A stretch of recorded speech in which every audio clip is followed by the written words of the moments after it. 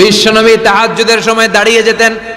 ছোট্ট একটা ঘরে চাটাইয়ের উপরে বিশ্বনবী মা এসে শুতেন, গাদাগাদি করে জায়গা নাই। মাঝরাতে বিশ্বনবী তাহাজ্জুদের জন্য দাঁড়াতেন, আল্লাহু আকবার বলে দাঁড়িয়ে যেতেন, নামাজ শুরু করে দিতেন। বিশাল বড় সূরা পড়তেন, কেরাত পড়তেন, রুকু করতেন, কিন্তু সিজদার জায়গায় সিজদা দেওয়ার জায়গা নাই। সিজদার জায়গায় মা এসা পা বিছিয়ে শুয়ে আছে। বুখারীর বর্ণনা, বিশ্বনবী সিজদায় যে হাত দিয়ে মা এসার পায়ের মধ্যে চিমটি কাটতেন, মা এসা বুঝতে পারতেন বিশ্বনবী এখন সিজদায় যাবে। সুবহানাল্লাহ পড়েন।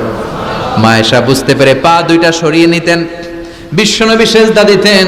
সিজদা দিয়ে বিশ্বনবী যখন আবার দাঁড়িয়ে যেতেন, মা আয়েশা পা বিছিয়ে আবার শুয়ে পড়তেন।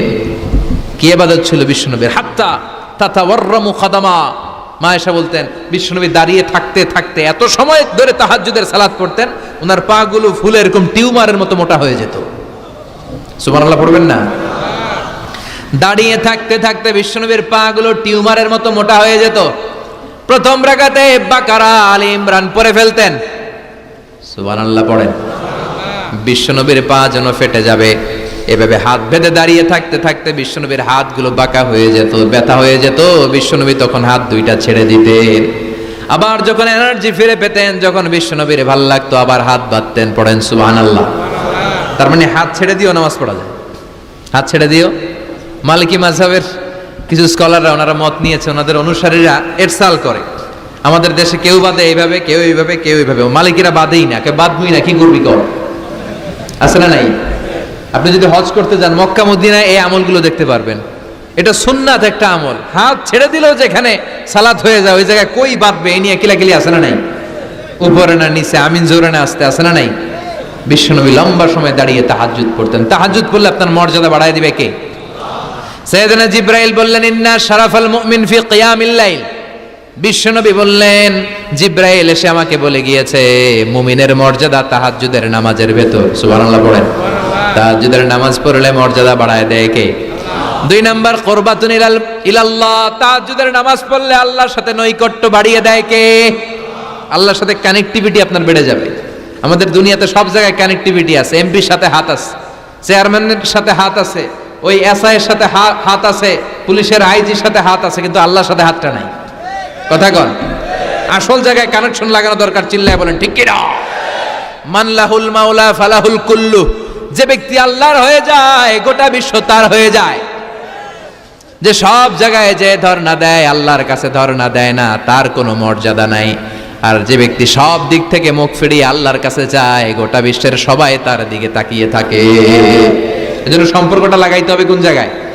তার মানে তাহাজ্জুদ পড়লে মর্যাদা বেড়ে যায়, আল্লাহর সাথে সম্পর্ক বেড়ে যায়। বিশ্বনবী বললেন, মানহাতুনা আনিল ইসিম। তাহাজ্জুদের নামাজ পড়লে, তাহাজ্জুদের নামাজ আপনারে পাপ কাজ থেকে বাধা দিবে। সুবহানাল্লাহ পড়েন। তাহাজ্জুদ যারা পড়ে এরা পাপ কাজ করে না। চিল্লায় কোন ঠিক কি না? 4 নম্বরে মুকাফফিরাতুন লিসাইয়্যাত। পাপ আর অন্যায় যদি কিছু হয়েও থাকে, তাহাজ্জুদের নামাজ পড়লে তাহাজ্জুদের নামাজ পাপগুলোরে ধুয়ে মুছে সাফ করে দেয়। এজন্য তাহাজ্জুদ পড়ার দরকার আছে না নাই?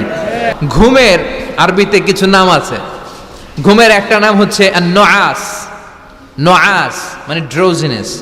বাসে বসে আছেন, বাসও ঝুলে আপনিও ঝুলতেছেন, এরকম হয় না? ঝিমুনি, এটার বলে নুআস। আরেকটা হচ্ছে সামান্য হালকা লাইট স্লিপ, সামান্য ঘুম, এটার বলে পাওয়ার ন্যাপ। হালকা হালকা ঘুম, ঘুমও আসছে, আবার কে যেন কথা বলে ওইটাও শোনা যায়, এরকম ঘুম আছে না নাই? এটার বলে সিনা। আরবিতে এটার কি কয়? সিনা। আরেকটা হচ্ছে ভালো ঘুম, এটার বলে নাউম। এটার কি বলে? তাহলে পাইলাম নুআস, সিনা, নাউম। আরেকটা হচ্ছে জন্মের ঘুম। কিরকম ঘুম? এমন ঘুম যেই ঘুমে ডাকলেও মানুষ ওঠে না, যেটা শেষ রাতে আমাদের যেই ঘুমটা হয়, রাত 3টা-4টার দিকে কম্বল টেনে টেনে আরেকটু ঘুমাইতে মনে চায়, এরকম একটা ঘুম আছে না নাই? এই ঘুমটাকে আরবিতে বলে হুজুদ। কি বলে? সবাই বলেন। এই হুজুদের ঘুমকে স্যাক্রিফাইস করে ওই টাইমে যে সালাতটা পড়া হয়, ওই সালাতকে আরবিতে বলে সলাতুল হুজুদ বা সলাতুত তাহাজ্জুদ। সুবহানাল্লাহ পড়বেন না? এজন্য রাব্বুল আলামিন বলেন, ওয়া মিনাল লাইলি ফাতাহাজ্জাদ বিহি নাফিলাতান লাকা আসা আন ইয়াবআসাকা রাব্বুকা মাকামাম মাহমুদা। ও নবী, রাত্রিবেলা দাঁড়িয়ে আপনি তাহাজ্জুদের নামাজ পড়েন, আশা করা যায় বিশাল সম্মানিত মহিমান্বিত জায়গায় আল্লাহ আপনারে বসায় দিবে গো নবী। ঠিক কি না? তাহাজ্জুদের সালাত পড়লে মর্যাদা বাড়ায় দেয় কে? মুমিনের বৈশিষ্ট্য, তারা রাত্রিবেলা তাহাজ্জুদের সালাত পড়ে। ইমানদারদের বৈশিষ্ট্য, তারা হলো ফুরসান আন-নাহার রুহবান আল-লাইল। রাত্রিবেলা তাহাজ্জুদের যায় নামাজে কান্নার ঝড় তোলে, দিনের বেলায় ঘোড়া হাঁকিয়ে জিহাদের ময়দানে জিহাদ করে। ঠিক কি না? দিনের বেলায় চলবে কি? জিহাদ। এজন্য বিশ্বনবীর প্রথম প্রশিক্ষণ নিতে বললেন আল্লাহ, কুমিল লাইলা ইল্লা কালিলা। ও নবী, বিশাল মিশন নিয়ে দুনিয়ার বুকে আপনি এসেছেন গো নবী। প্রথম প্রশিক্ষণ যেটা নিবেন, রাত্রিবেলায় দাঁড়িয়ে দাঁড়িয়ে তাহাজ্জুদের প্রশিক্ষণ। বিশ্বনবীর আদেশ করলেন কে? কিসের আদেশ? সবাই কোন? আরো জোরে।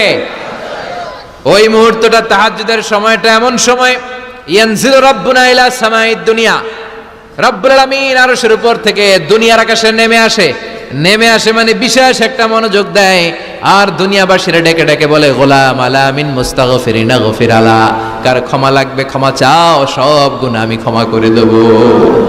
আলা মিন মুস্তারজিকিন আরজুকালা, কার কি লাগবে আমার কাছে চাও, সব আমি দিয়ে দেব। আল্লাহু আকবার। আলা মিন মুস্তাকসিন আকসুলা, যার জামা দরকার জামা চাও, জামা দেব। ক্ষমতা দরকার ক্ষমতা চাও, ক্ষমতা দেব। নেককার স্ত্রী দরকার, নেককার সন্তান দরকার, সন্তান চাও, সন্তান দেব। সব দেয়ার মালিক কে? কেউ যেটা পারে না পারে কে? কেউ যেটা দেয় না দেয় কে? কেউ যেটা বোঝে না বোঝে কে? আল্লাহ শেষ রাতে আম করে ডাকে, দেওয়ার জন্য ডাকে, কিন্তু চাওয়ার সময় আমাদের নাই। উনি দেওয়ার জন্য প্রস্তুত, কিন্তু এটা তো নেওয়ার লোক লাগবে। কথা কন।